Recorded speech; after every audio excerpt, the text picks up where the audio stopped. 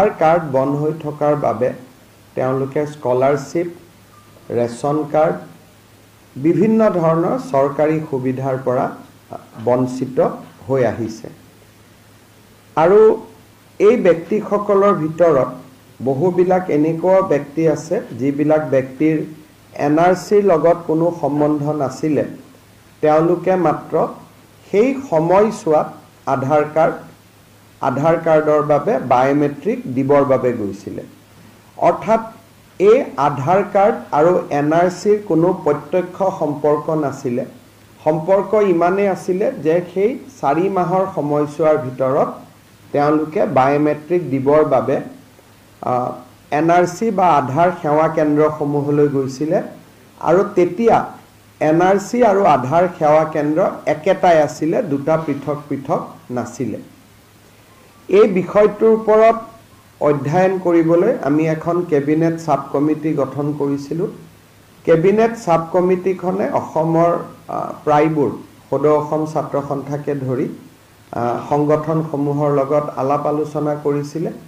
আৰু তেখেতসকলেও এটা ঐক্যমতত উপস্থিত হৈছিলে যে NRC আৰু আধাৰ কাৰ্ডৰ কোনো প্ৰত্যক্ষ সম্বন্ধ নাই, আৰু সেইকাৰণে আধাৰ কাৰ্ডসমূহ যদি ভাৰত চৰকাৰে বিতৰণ কৰে তেতিয়াহ'লে কাৰো আপত্তি নাথাকিব। এই বিষয়টো আমি কেবিনেটলৈকে লৈ গৈছিলোঁ। কেবিনেট সাব কমিটিটোৰ যিটো ফাইণ্ডিংছ আছিলে তাক তেখেতসকলে কেবিনেটেও সমৰ্থন কৰিছিলে। আৰু ভাৰত চৰকাৰৰ লগত এই বিষয়ে আমি যোৱা 2 বছৰ ধৰি যোগাযোগ কৰি আছিলোঁ যে আধাৰ কাৰ্ডখিনি খুলি দিব লাগে। মানুহৰ ৰেচন কাৰ্ডৰ পৰা স্কলাৰশ্বিপ বিভিন্ন ক্ষেত্ৰত অসুবিধা হৈছে। যোৱা 29/7/2024 তাৰিখে আমি ভাৰত চৰকাৰে আমাক অনুৰোধ কৰে যে অসম চৰকাৰে এটা আনুষ্ঠানিকভাৱে ভাৰত চৰকাৰক গোটেই বিষয়টো জনাব লাগে। আমি ভাৰত চৰকাৰক 19/7/2024 এটা ফৰ্মেল প্ৰপ'জেল দিওঁ যে এই 9,35,682 জন ব্যক্তিৰ আধাৰ কাৰ্ডসমূহ মুকলি কৰি দিব লাগে। আমি দিয়া পত্ৰখনৰ ওপৰত ভাৰত চৰকাৰে চলিচিটৰ জেনেৰেল অফ ইণ্ডিয়াৰ পৰামৰ্শ লয়।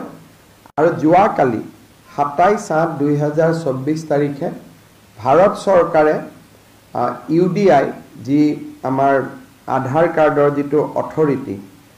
ইউনিক আইডেণ্টিটি যিটো অথৰিটি আছে, তেওঁলোকক নিৰ্দেশ দিছে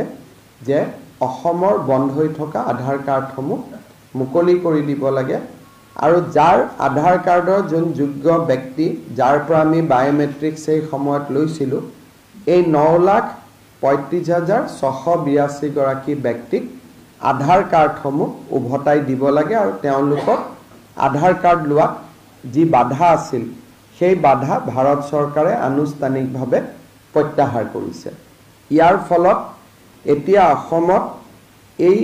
এটা বহুদিনৰ যিটো এটা ইছ্যু পুঞ্জীভূত হৈ আছিলে, 9,35,682 গৰাকী ব্যক্তিৰ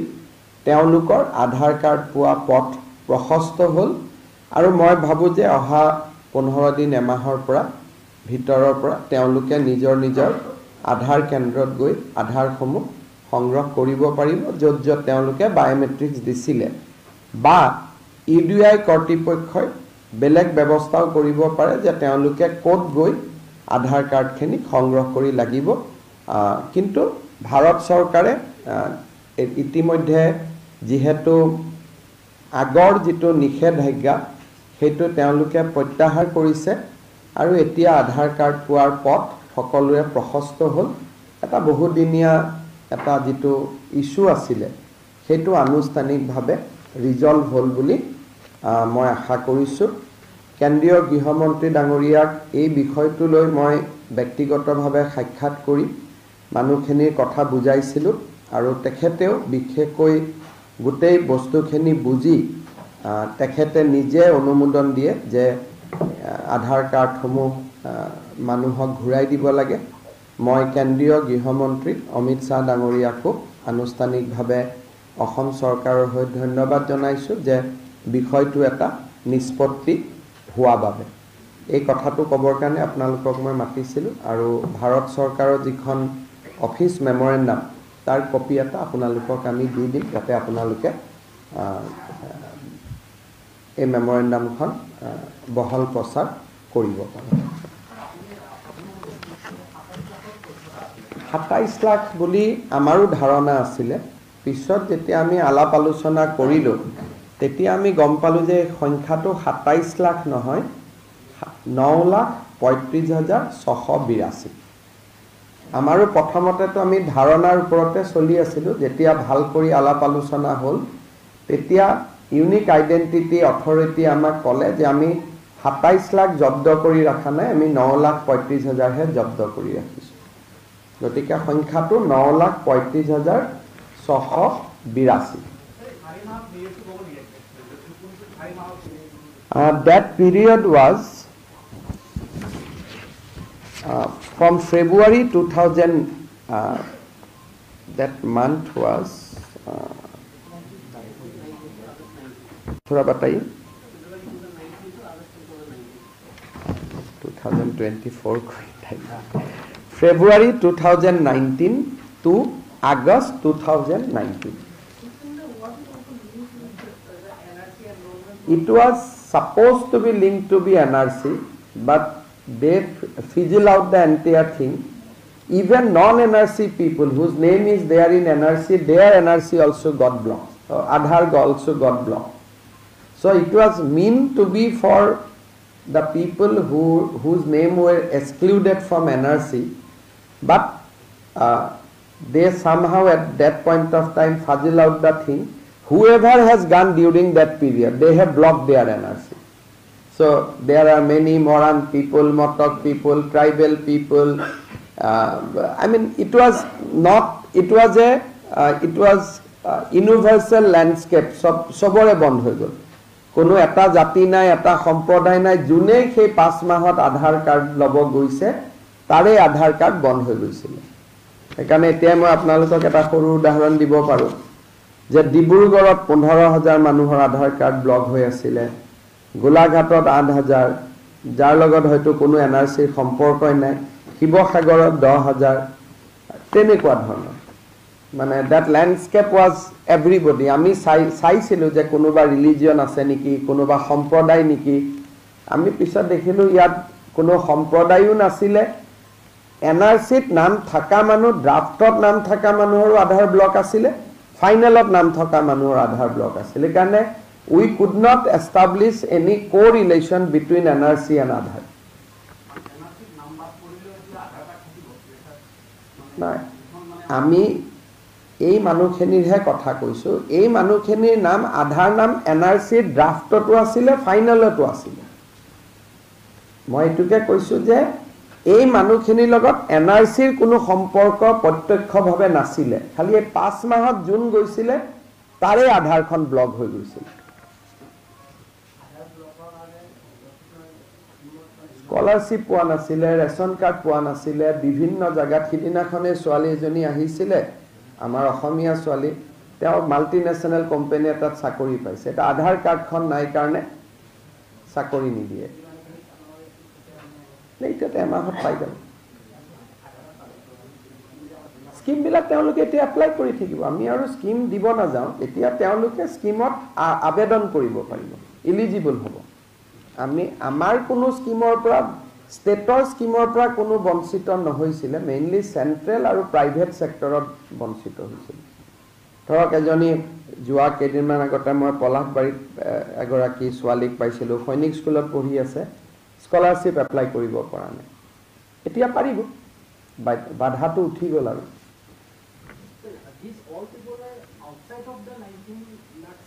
No, these has no correlation with 19 lakhs and 17 lakhs. That was the main findings. Initially, we thought these are 9 lakhs out of that 19 lakhs. But then we found that there is no relation between 19 lakhs and 9 lakhs. So, ji 19 lakhs or NRC naam nai teolog nijor jagat ase. Ei 9 lakh juntun manu. কোনো তেওঁলোক কিবা এনআৰচিৰ কাৰণে বাদ পৰিছে নাগৰিকত্বৰ কাৰণে বাদ পৰিছে তাত তেনেকুৱা কোনো ইস্যু নাই ইয়াৰ ভিতৰত হয়তো 50,000 1 লাখ মানুহৰ নাম হ'ব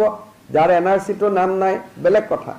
কিন্তু এনআৰচিত নাম নোহোৱা বাকি সব মানুহৰ আধাৰ আছে পিছত আৰু আগত জুনে লৈছে খালি সেই 5 মাহ সময়টোত জুনে গৈছে আধাৰ কাৰ্ডত কোনবা ডক্টৰৰ ছোৱালী হ'ব পাৰে খেতিয়কৰ ছোৱালী হ'ব পাৰে জাতি ধৰ্ম বৰ্ণ জুনে গৈছে তাকে তেওঁলোকে ব্লক কৰি দিছিল আমি গোটেই ডিসি বিলাকৰ পৰা ৰিপৰ্ট লৈছিলো যে এনআৰচিৰ লগত কিবা সম্পৰ্ক আছে নেকি তেতিয়া আমি গম পালো যে এনআৰচিৰ লগত কোনো সম্পৰ্ক নাই নহলে তো পুৰা 19 লাখ কাৰ্ড বন্ধ হৈ থাকিলে বন্ধ হৈ আছিল 9 লাখ 19 লাখ বন্ধ হৈ থাকিলে আমি বুজিলো হেতেন যে ই এনআৰচিৰ লগত জড়িত আছে আমাৰ এনআৰচিৰ কোঅৰ্ডিনেটৰ আছে তেওঁকো আমি খুদিলো যে ইয়াৰ লগত কিবা এনআৰচিৰ সম্পৰ্ক আছে নেকি তেওঁলোকে ইয়াৰ কলে আমাৰ এনআৰচিৰ লগত কোনো সম্পৰ্ক নাই হেকাৰণে আসু বা আন সংগঠন বিলাকৰ লগত আমি কথা পাতিছিলো তেওঁলোকেও আমাক কলে যে এটো যেটো এনআৰচিৰ লগত কোনো সম্পৰ্ক নাই গতিকে আধাৰখিনি ৰাখা নাৰাখাটো কোনো মিনিং নাই because NRC Kendra and Aadhaar Kendra were same আমাৰ অসমত প্ৰথম আধাৰ কেন্দ্ৰ চলি আছিল suddenly government আধাৰ কেন্দ্ৰতে NRC বুলি বোৰ্ডখন লগাই দিলে দুখন বোৰ্ড লাগি থাকিলে গতিকে NRCৰ মানুহ গল তাতে ধাক্কা খালে আধাৰৰ মানুহ গৈ ধাক্কা খালে হেকাৰণে এইটো সমস্যা কল 5 মাহৰ টাইম স্পেনৰ 5 মাহৰ আগত আৰু পিছত এতিয়া NRCৰ যাৰ নামও নাই আজি যদি আধাৰ লব গৈছে আধাৰ পাই গৈছে বা আগতো যদি গৈছিল আধাৰ পাই গৈছিল মাজৰ 5 মাহত বেসিক্যালি খেলিমেলিৰ কাৰণে এটো বন্ধ হৈ গৈছিল ইয়াৰ ভিতৰত হয়তো কিছু মানুহৰ নাম এনআৰচিটো নাথাকিব পাৰে কাৰণ আমিটো এনআৰচি লিষ্টখন দেখা নাই কিন্তু আমি ইনকুৱাৰি কৰি যেটো দেখিলো যে যদি এনআৰচিৰ লগত সম্পৰ্ক হলেতেন 19 লাখ বন্ধ হৈ গলহেতেন we could not establish any correlation between NRC and Aadhaar আমি প্ৰত্যেক ডিসিৰ পৰা আমি নাম ললো কিছুমানৰ নাম প্ৰথমৰ পৰা এনআৰচিত আছে ফাইনেলটো আছে ড্ৰাফটটো আছে কিন্তু আধাৰখন আমি খুদিলো কিয় গৈছিলে বুলে স্কলাৰশিপ কাৰণে গলো চাকৰি এপ্লাই কাৰণে গলো আধাৰ লব গলো ব্লক হৈ গল আমাৰ লগত বহুত নামও আছে আমি বহুত বিলাক নামও সংগ্ৰহ কৰিছিলো আৰু ইয়াত কোনো জাতি ধৰ্ম বুলি কথা নাছিলে সব মানুহ আছিলে মৰাণ মটকৰ পৰা আৰম্ভ কৰি বঙালীৰ পৰা মাৰোৱাৰীৰ পৰা হিন্দুৰ পৰা মুছলমানলৈকে সবৰে ব্লক হৈ আছে ইয়াত কোনো এটা প্যাটাৰ্ন নাছিলে আৰু এটা বহুদিনীয়া ইৰিটেশন এটা আছিলে কিন্তু যি 19 লাখ নাম নাই সেইটো এটা বেলেগ ক্যাটেগৰী সেইখিনি লগত ইয়াৰ কোনো সম্পৰ্ক নাই যেতিয়া এনআৰচি পাবলিশ হ'ব সেই 19 লাখ মানুহৰ কেছ ট্ৰিব্যুনেলত গুছি যাব সেইটো এটা বেলেগ কমপ্লিটলি এটা বেলেগ চ্যাপ্টাৰ নালাগে বায়োমেট্ৰিকটো দিয়াই আছে খালি গলে কয় কাৰ্ডখন নাপায় কাৰ্ড ইজ ব্লক এতিয়া হেতু উদ্ৰ হৈ যাব গতিকে ডুপ্লিকেট কপি যেনেকে উলাই আধাৰৰ তেওঁলোকে এতিয়া আধাৰ কেন্দ্ৰত যাব কপিটো লৈ আহিব খালি it might take another 15-20 days time তেওঁলোকে ইউডিআই প্ৰটোকল এটা দিব কাৰণ 9 লাখ মানুহ একেলগে গলে তো একেদিনাই দিব নোৱাৰে তেওঁলোকে ডেফিনেটলি প্ৰটোকল এটা ইস্যু কৰিব ইয়াৰ ওপৰত এটাই মানে বহুদিনীয়া সমস্যা এটা আছিল হেতু সমাধান হৈ গল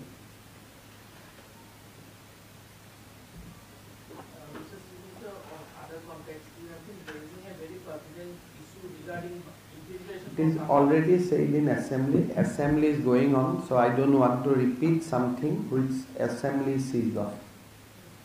Bidhan Sabha চলি থাকোতে বিধান সভাৰ বিষয় আমি বাহিৰত কব নালাগে কাৰণ কিবা যদি মই ফাৰ্দাৰ কব লাগে বিধান সভাতে কম কিন্তু এতিয়া ইয়াত কালি ইমান দীঘলীয়াকৈ দিনটো কোৱাৰ পিছত আৰু তাত কোনো মাইনাস আৰু এডিশন আজি নাই কব কাৰণে ঠিক আছে মই ন্যাশনাল পেপাৰ খিনিৰ কাৰণে এটা অকনমান পলিটিক্যাল পইণ্ট এটা কব খুজিছো যিখিনি আমাৰ আছে আপোনালোক গলে যাব তো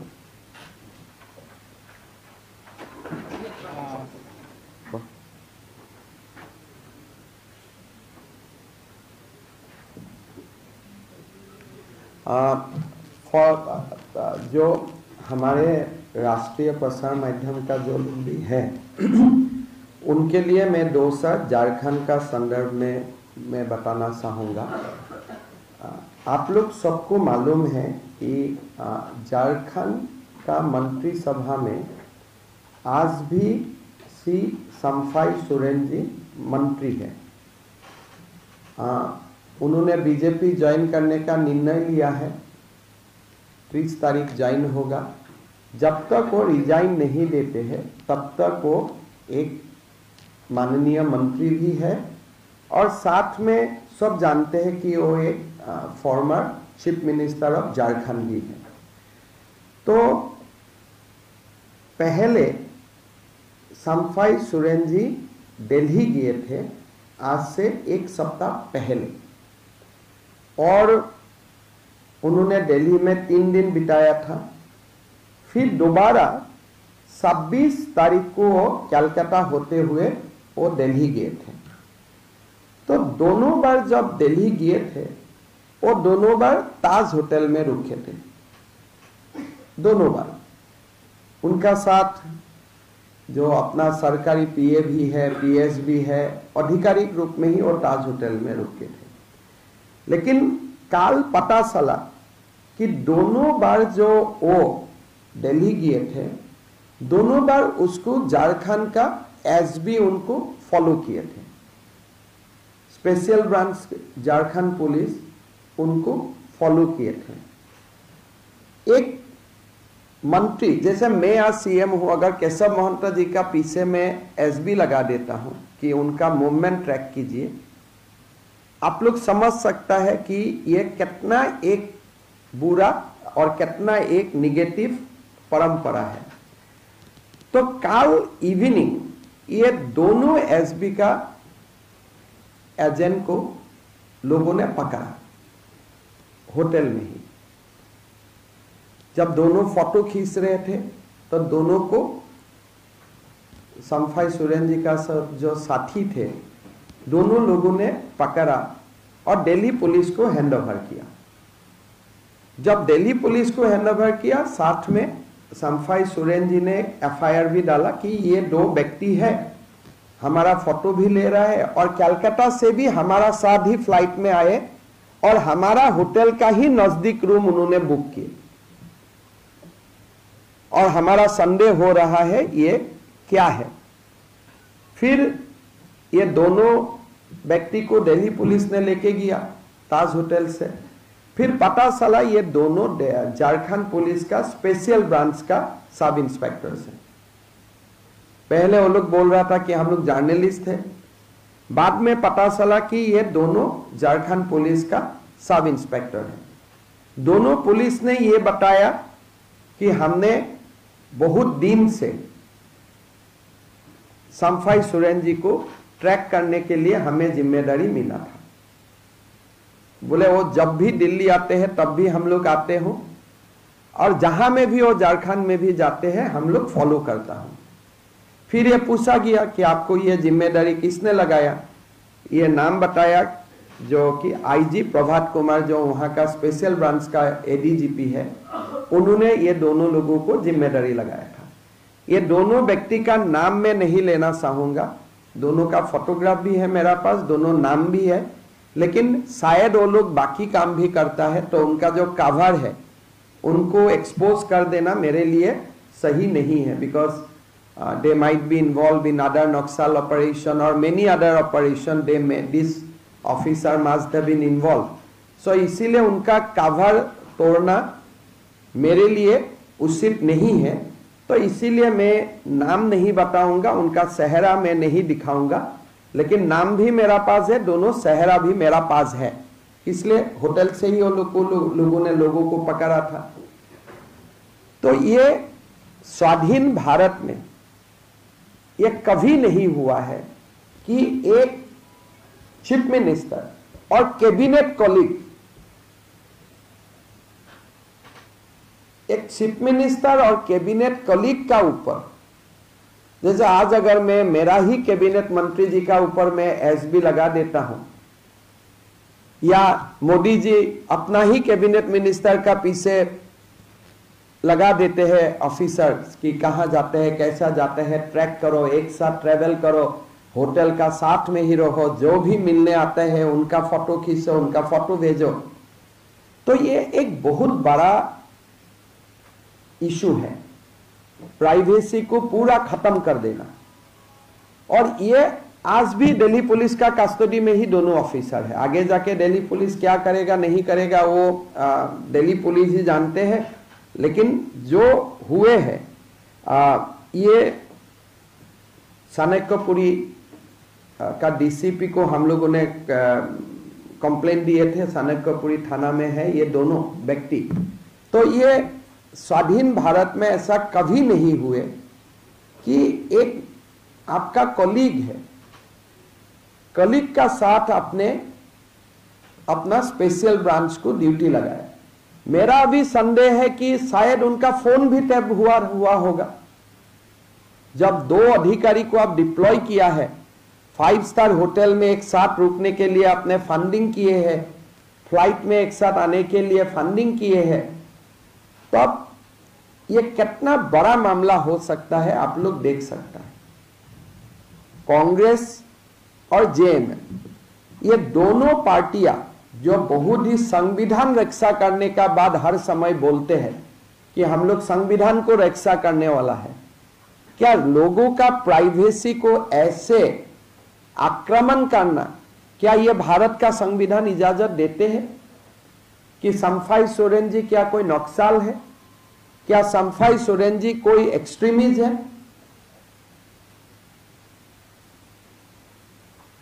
आप तो बोल सकते हैं, आप कोई भी सिविलाइज कंट्री में ऐसा एस्पेनॉज हो ही नहीं सकता है। तो ये मामला एक आदिवासी नेता है और ये मामला आज आप चाणक्यपुरी पुलिस स्टेशन में आप लोग जाके कंफर्म कर सकते हैं। कल शाम को हमारा मतलब उनका साथ जो लोग थे वो लोगों ने उनको थाना में हैंड ओवर किया। और एक बहुत बड़ी बात है, जब ये दोनों व्यक्ति थे होटल में, जब स्पेशल ब्रांच का दोनों पुलिस ऑफिसर थे, वो समय एक महिला का भी उनका रूम में आगमन हुआ। जब ये दोनों पुलिस ऑफिसर रहा, दोनों पुलिस ऑफिसर को कुछ समय एक महिलाओं का साथ भी देखा गया। तो ये हो सकता है कोई ट्रैपिंग का भी कुछ शायद स्कीम कुछ बना हुआ था, हम बोल नहीं सकता हूं, बट ये लोगों ने बताया कि, और वो लोगों ने भी एडमिट किया कि हाँ महिला आए थे। हमने बहुत ज्यादा तहकीकत करना हमारा काम नहीं है, इसलिए हमने तहकीकत नहीं किया, लेकिन महिला आप किसी को आप ट्रैक कर रहा है, 2 पुलिस ऑफिसर किसी का आप लोग फॉलो कर रहा है, आप ऑफिशियल ड्यूटी में हैं, फिर महिला आपका रूम में आगमन सेम फ्लोर में जहां शम्फाई सोरेन जी भी है, तो ये भी एक बहुत गंभीर मामला है। और ये दोनों पुलिस ऑफिसर ने ये भी बोला है कि हमको संवैधानिक पद में बैठे हुआ व्यक्ति भी हमको मिले और हमको स्पेशली ये टास्क दिया। मैं नाम नहीं लेना